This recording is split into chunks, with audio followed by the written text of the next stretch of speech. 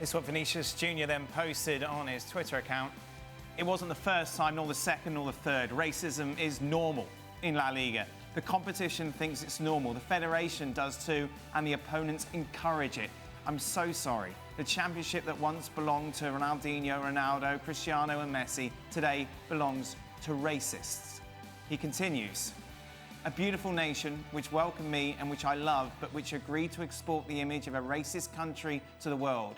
I'm sorry for the Spanish who don't agree, but today in Brazil, Spain is known as a country of racists. And unfortunately, for everything that happens each week, I have no defence. I agree, but I am strong, and I will go to the end against racists, even if far from here. Frank with us, Stevie as well. And Shaka, I want to start with you. Well, where do you want to start?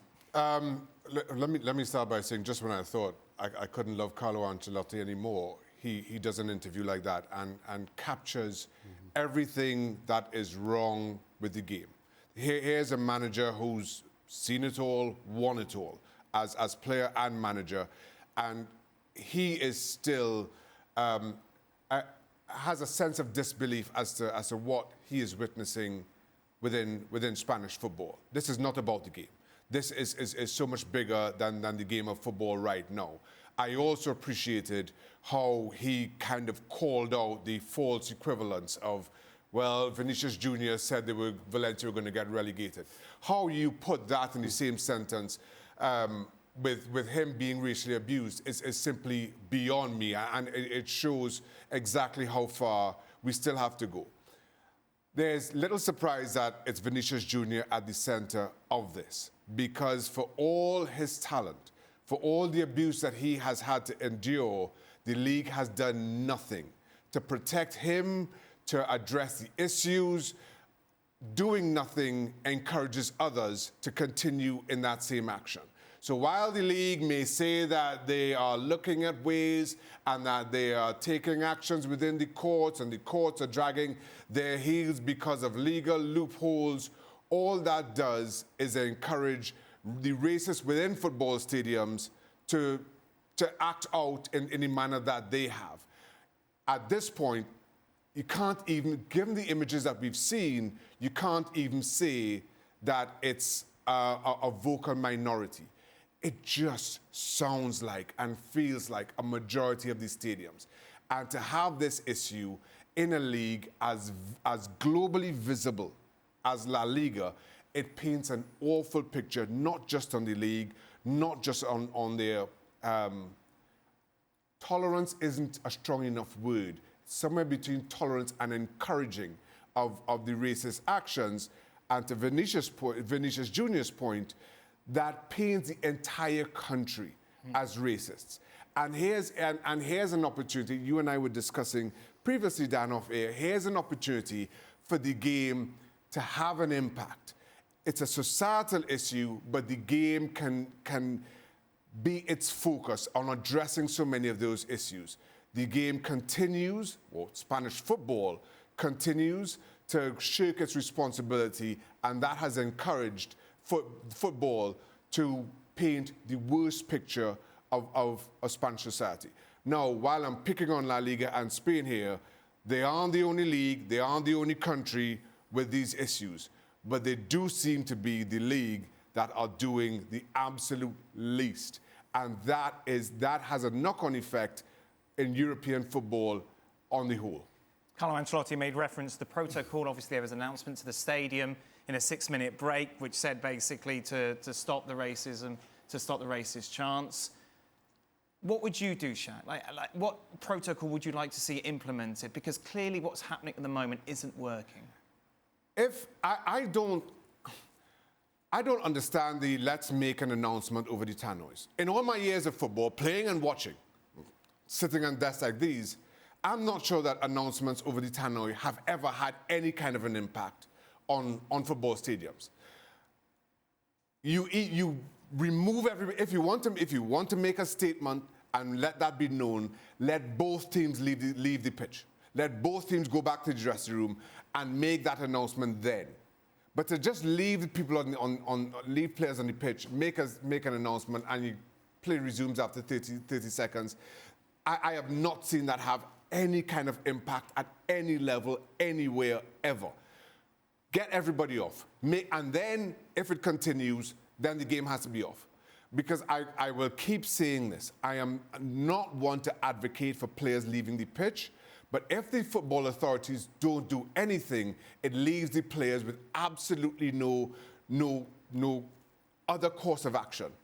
Thibaut Courtois said that if Vinicius Jr. wanted to leave the park, he would have walked off with him. And again, I don't advocate for players leaving the pitch, but if they decided to do that, I will fully support it, because I just don't see what else the players can do to let the authorities know that they do not support this, that they're against it, and something has to be done. Right now, we'll see what happens over the next week or two. Right now, Vinicius Jr. will probably get a 3 or 4 game ban. He'll be the only player. There'll be a couple of fans who we'll hear were banned from the stadium, but you can almost guarantee they'll be back next season through some other means, and it'll just be back to business as usual. And we'll be doing these same segments over and over again. Frank, the frustrating thing from a player's perspective, as Shaka said, you're there to play the game. You're not there to police the environment in which you're playing in, yet it seems to be down to the players to make the statement. Well, I'm very upset right now. What I see is something I never thought I would see. I was the captain of Strasbourg at a time, and I had some friends, teammates being insulted, people shouting monkey, and at the time we didn't know what to do. But now we know what to do. We've been warned about that. And if I agree with Ancelotti, and I want to say first that I have full sympathy for Vinicius Junior, and he has all my support. But I'm sorry, Real Madrid has nothing to play anymore. If you are Ancelotti, get your team, go back to the dressing room, leave the pitch, give a lesson, because that's what it is. We say now in France we say, when the ignorance screams, the intelligence keeps silence. But there is a time where you have to step up and say enough is enough. We are football players, we're all human beings, we're all the same. People have to learn, and maybe open some books to understand who we are all together, to understand we're all the same, and there is no color of differences. That's absolutely stupid to think that way. That's being ignorant, and that's not respecting people. I'm fully behind Vinicius Jr., and I really hope that LaLiga will understand at that point that they have to fight against that. Otherwise, they will go nowhere. And Vinicius' comment about the relegation of the Valencia is completely irrelevant. It's a normal reaction for somebody who feels like not being helped by anybody. And that's what I'm upset about. La Liga should have stopped the game. The referee should have bring the two teams outside of the field and punish the fans. That's how it has to be. And it couldn't be something else. It's impossible. I can't understand that. I'm very sorry for Vinicius Jr. Very much. I want to welcome in Sid Lowe, who is in Seville. He's at the Sanchez Pizjuan for the derby that finished 0-0. But Sid, I just wanted to bring you into the conversation here, because from the outside looking in, and Shaka mentioned it, we've been here before. We've seen this before, and we've seen La Liga do very little to address it. Yeah, and this is part of the issue, isn't it? That you have the statement from Vinicius afterwards, essentially saying that Spain is a racist country, that La Liga, which is La Liga of Ronaldo and Messi and Ronaldinho and great players like that, hasn't done enough, and he's been very, very clear that he feels that way. We've just seen a statement, a tweet from the president of the league saying, and I think it's a very difficult territory to get into, and I think for the president of the league, it takes a step that I think is a risky one, because I think it suggests a lack of understanding, and I think it suggests a lack of concern, maybe even. But the president of the league has said to Vinicius in a tweet that we can only do so much. We do the things that we do. We have a protocol in place. We've tried to explain some of this to you, and you haven't come to some of the meetings that we'd set up on your behalf. Now, I think in terms of tone, and in particular in the immediate aftermath of what's happened this evening, that doesn't seem to me to be the right approach. Now, as you've mentioned, I'm here in Seville. It's quite difficult to respond to you clearly because I've not seen very much of the footage from Valencia. But the recurring theme is that sense of, I can't believe we're here again. And it's deeply depressing every time it happens. You kind of feel like, how could we still be here? There's another thing I wanted to point out, Dan, because I'm kind of disconcerted by this and confused by this. So at the moment in which Ancelotti post-game was talking about, speaking to Vinicius, talking about how upset Vinicius was, and talking about a conversation with the referee, in which the protocol that the La Liga have put in place begins with an announcement in the stadium for racist chanting or racist abuse to stop. And that's part of the protocol, and these are the steps that you follow. Now, obviously, we can question whether it's the right protocol, and to be perfectly honest, it doesn't always feel like it, but that's the protocol in place. Now, the referee's report, the official report from the referee, talks about putting a protocol into place because of objects being thrown. There's no mention of racist abuse, which then doesn't make sense because the announcement that's made over the loudspeaker talks about racist abuse and insulting of players. And so that part of it doesn't really fit either.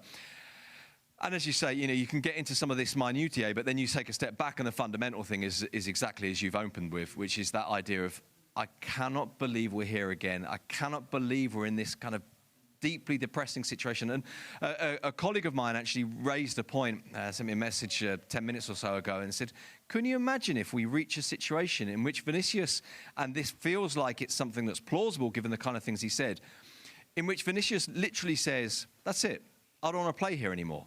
Imagine the kind of damage that does and what that says, and that in itself is deeply, deeply sad.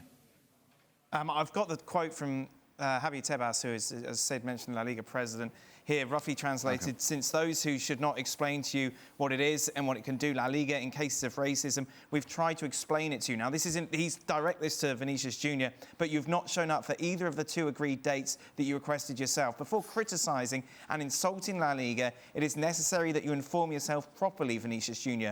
Do not let yourself be manipulated, and make sure you fully understand each other's competency.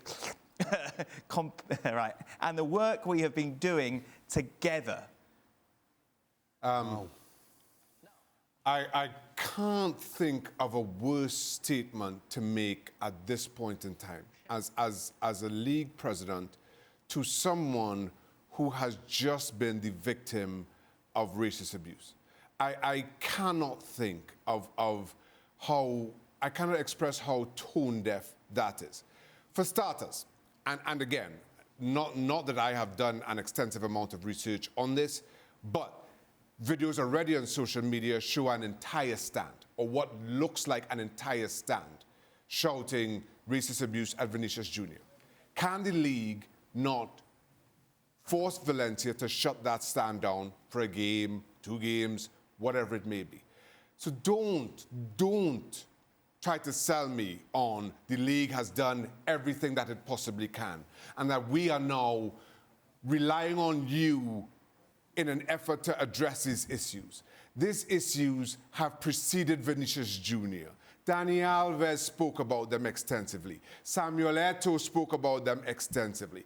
Just about every single black player who's come through in Spanish football has spoken about receiving racist abuse. This isn't new. Your hands aren't tied. You aren't inexperienced. You do not have to rely on Vinicius Jr. to direct you on how to address these issues that have plagued Spanish football for this long. It is beyond me. Once again, so much about this just has me in total disbelief that we're here talking about the president of a league who is putting the onus on the victims to address the crime. That should not be. That should not be. He would have been better off just saying, I really feel bad, but you know what, we're not going to do anything. I mean, that's pretty much what he said. Fault. Yeah, no responsibility whatsoever.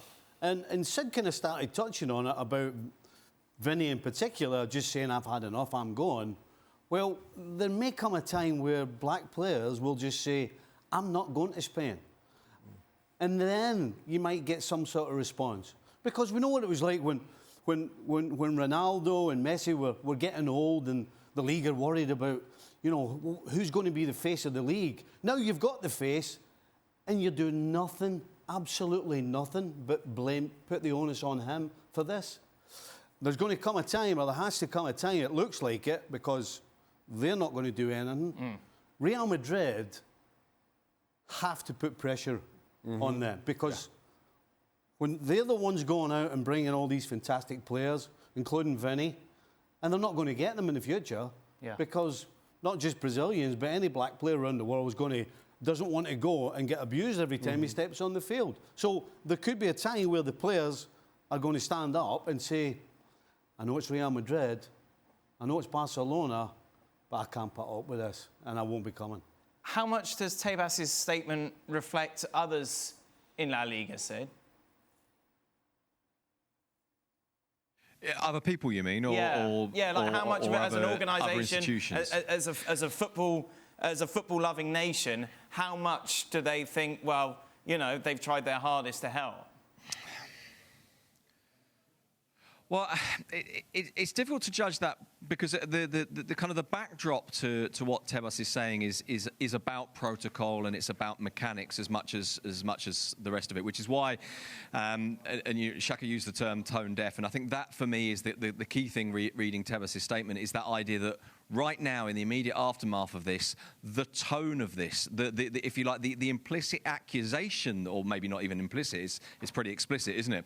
Accusation that's there is the bit that really hits you between the eyes, that really strikes you. Because the kind of the backdrop to this is a mechanical thing, which is that the La Liga, they will say that what we do is we investigate, we get the information, and we make the formal complaint. That then goes through a body that doesn't depend wholly on La Liga, because of course in Spain you've got split jurisdiction between La Liga and the federation. It then can then go onto the government, and it can then become a legal case. Now remember that when Vinicius was the subject of racist abuse in the first Madrid derby back in September, I think it was, outside the stadium, significant numbers of fans chanting, "Vinicius, you are a monkey." That was taken, essentially, I don't know how to explain this. It was projected forward. It was taken to the legal authorities and said, we want to put this forward, and La Liga did that. And this is what is behind what Teviss is saying today. And then that was picked up as a legal case, and it came back with the initial inquiry was, we will not be proceeding with this. We will not be going through with this because there are not enough people. We can't prove it. It's in the context of a derby with a rival and so on. I mean, the explanation was ridiculous. And I think part of what Tabass is trying to say in this very clumsy way is that we have been making these formal complaints. We have been handing these on to the relevant authorities. Now, the question mark, of course, becomes, at what point do you start doing things anyway? Do you start doing things unilaterally? Do you not say, it's okay, we've passed it on? Do more, and certainly this is what Vinicius wants to do. For me, as I say, the striking thing about this statement was the tone of it and the moment of it. Now is not the time to be saying this. Now is the time to be giving support, to be promising the investigation, to be saying we're working with Valencia, we're working with the police, we're looking at the footage, we're trying to identify the people involved, the individuals involved or the groups involved. If it's one or if it's 150 or if it's 100,000 people, we're going to try and find them and act on this. And that, at this point, has to be the message. Now, obviously, you then get to the next stage, which is exactly what Shaka's saying, which is for all the messaging, you need to be doing something, you need to be acting. And at that point, there can be a discussion about the protocols, about the mechanics that you follow, about whose jurisdiction it is, about who has the power to punish and what kind of punishment. But I was really, really struck more than anything else, to say, by just that feeling that now's not the time for this. Now is the time for saying, we want to deal with this. We want to take this seriously. We want to be on your side. We want to help, not to be creating a new division, which is essentially what the tone and also the content of this message says, which is, why are you having a go at us? And given what we've seen, even if you believe he's wrong, surely you can understand why he's having a go. Surely you can understand why he's asking for more action. Surely you can understand why he's thinking, you know what, this isn't a place for me. This isn't a league I want to be in. This league's not doing enough. You can, even if you don't agree, and even if there are discussions to be had there, I just find the nature of that statement really, really striking. Sid, what struck me when I lived in Spain was that when there were these sort of incidents, it would be buried, page 7, a little paragraph in Marca or AS. Has that changed now? Like, we spent a lot of time talking about this instead of the game, which, as Carlo Ancelotti said, isn't worth reflecting on given what happened today. How much of the media coverage now will follow this story? Yeah, I don't want to be so naive as to say that's the good news, but there is a bit of me that thinks that this is the thing. And you talk, Dan, about where we've come from and where we're getting to, and that is the one thing that you kind of gives you a small degree of hope, is that this now does get talked about. This now will be front page news. This now will be part of the discussion. When Ancelotti says post-game, I don't want to talk about the football, that's the kind of comment from a manager that a few years ago would probably have had people saying, well, come on, we're here for the football, let's talk about the football. But now I think it's the kind of comment that, not from everybody, of course, but now gets people saying, you know what, he's right. You know what? It's not about the football. We need to deal with this. And so, for example, if you listen to Spanish radio tonight or Spanish television tonight and you pick up the Spanish sports papers tomorrow, this will be big in a way that it once wasn't. And I think that tells you something about evolution. I hope it tells you something about where we're heading to, and we're clearly not there yet. And again, though, I'm really reluctant to kind of say this is the good news, because it can sound hopelessly naive to believe, right, we're making progress. But it has changed, yes. So in our answer, the very direct answer to your question, is it different to what it was? Certainly, at the very least, at a superficial level, yes, it is.